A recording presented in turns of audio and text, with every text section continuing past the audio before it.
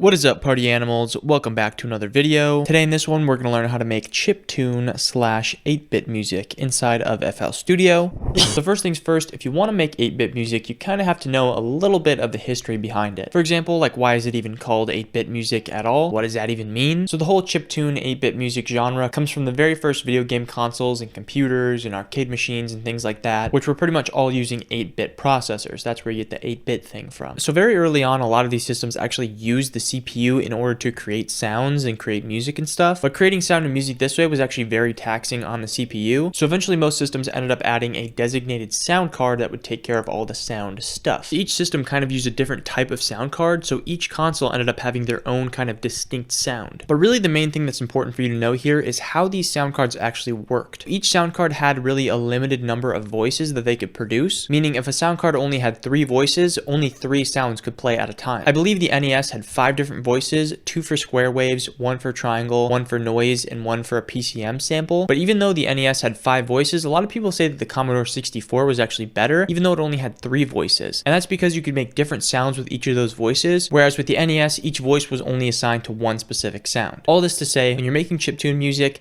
the point here is to limit yourself. You want to limit yourself to only really about 4, 5, 6 different sounds. And each sound is going to play a very critical role in whatever piece of music that you're making. Alright, so here we are inside FL Studio now, and there are pretty much infinite different ways that you can go about acquiring the sounds that you need here. If you want, you can honestly look up NES or Commodore 64 free drum sample pack. You'll probably find something there. I actually have a specific video game music drum kit available on my website. There's a lot of sounds in it. It's like over 100 sounds. Some of them are a little bit more modernized if you're going for a more authentic chiptune sound, but if you just want to make video game music in general, I might be biased, but it's one of the best out there, I would say. So definitely go check that out if you're interested in making any sort of video game music. But you can also just pull up Triple Oscillator or whatever other free or paid synth plugin you want to use. If you have a synth that can create square waves, triangle waves, and noise, you're pretty much going to be fine. I'm going to use this plugin right here called Minibit. It's just one that I have. But right off the bat here, I'm going to just start off with adding some noise. And I'm also going to go to this crusher setting right here and turn this down to 8 bits because 8-bit music. This is nice because it's a built-in feature into the plugin, but you can just also add a bit crusher onto your master track or onto your individual sounds, and that'll work just the same. But we're going to open up the piano roll, and then we're just going to go way down low. And that horrific sound right there is going to be our kick drum. You can also change it and bring it lower if you want. And then we're going to go up about 2 octaves, and that's going to be our snare drum. And then if we go up another octave or 2, that's pretty much going to act as our hi-hat. So with that knowledge, you can make pretty much any pattern that you want to. I'm going to go with just like a boom, ch, boom, boom, ch kind of pattern. Pretty much standard procedure. Just going to put the snare on the 2 and the 4 here, and then fit everything else around that as we see fit. So here we have now our little drum pattern.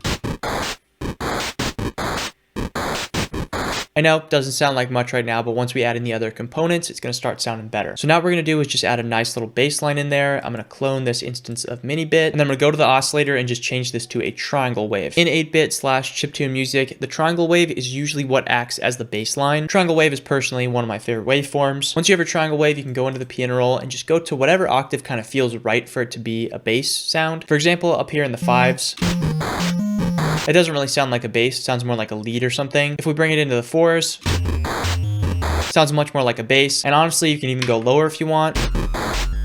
When it comes to the bass pattern, you can pretty much just do anything that feels right to you. Really just whatever's going to fit the vibe of your track the most. I always say this when I talk about making video game music, is that the absolute most paramount thing to remember when you're making video game music is just the vibe of the track. That's why you're even making this in the first place, is because you want the person playing the game to have a certain feeling or emotion or experience while they're in a specific level or doing a specific thing in the game. So you can honestly do a bass pattern like this,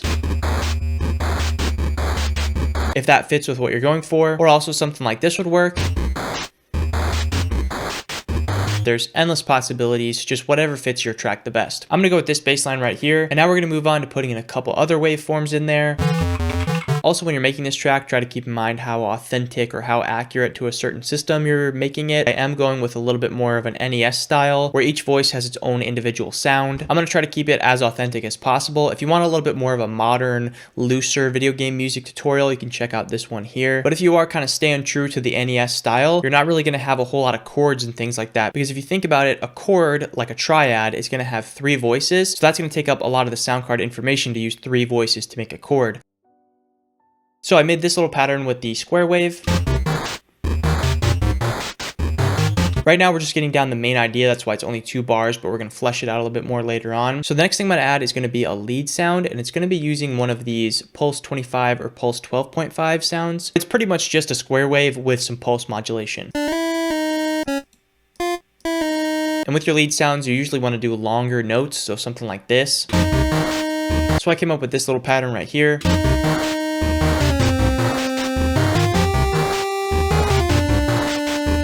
Which I think sounds pretty cool. I got this little chromatic roll thing going on. So now this lead, I'm thinking I want this to kind of be the driving force of the song. So I'm going to have this develop a lot more as the track goes on. So what we're going to do is just take our first pattern and just copy this a bunch, maybe like 16 bars. And we're just going to work on this lead right here. We want to have it being relatively the same, but just changing a little bit here and there. So I'm going to copy it over. One thing we could do is instead of having this go up, we could have it go down. Something like that. That just adds a nice little variation in there, but it's still keeping the same foundation of this pattern. Having this be 8 bars right here just kind of feels right to me. So what we're going to do now is introduce a new sound and take out this lead. With something like this, there's a million different options you can go with. You can make it the same sound as the lead. So it basically just sounds like that same instrument is just changing to a different pattern, or you can just bring it in as an entirely different waveform. But now we have to address some of the first sounds that we added. So what I'm going to do now is go to pattern 1 where we have the drums, the bass, and the other square wave, right click, and then just do split by channel. And I'm just going to bring all these bad boys out onto the dance floor here. So maybe for this little section right here, I'll take out that hi-hat sound. So we'll just right click on the drums, make unique, and then we'll go in and take this out. It's a lot more space there. It gives you a lot more room to breathe. So that's really good for a section where you have a little break going on, or you just want to take down the energy a little bit. And then maybe even for this section, we can simplify the bass line a little bit.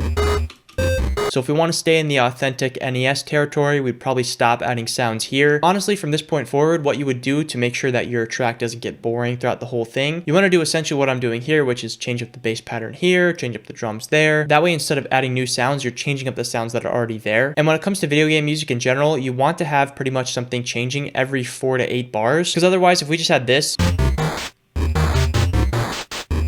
for like 3 minutes straight, whoever's playing the game is going to get really annoyed by that. There's a few tips I can give for sequencing and laying out your track, one of which being for a transition from one section to the other. What I like to do a lot of times is cut out the end of a sound. Just builds a lot of tension before you go into the next section like this. Also, another kind of underrated thing is that you want your track to loop pretty seamlessly from beginning to end. You can do like a fade out or something at the end if you want to, but honestly, if you just end the track abruptly like this,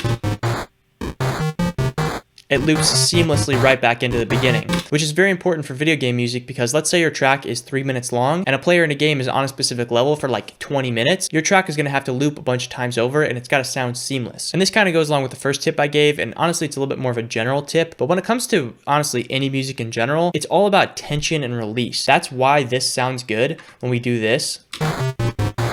Tension, release. And you can do this in a multitude of different ways, whether it's with volume like this. You can do it with melody by having like an ascending pattern and then having everything drop in. There's a lot of different ways to do it, but just make sure you keep that in mind when you're laying out your track. But yeah, honestly, I think that's pretty much it as far as creating and crafting the actual beat here. Like I said in the beginning, these are very simple beats, but that's what it's all about. Those limitations and creating something very simple, but also very purposeful, you know? All right, so right now I can show you a couple little mixing things. There's really not a whole lot of mixing involved with these kind of beats. For one, you can add like some saturation type plugins on there. There's a million different plugins you can use for saturation. A favorite of mine is this Real Light Pro plugin. This is without it.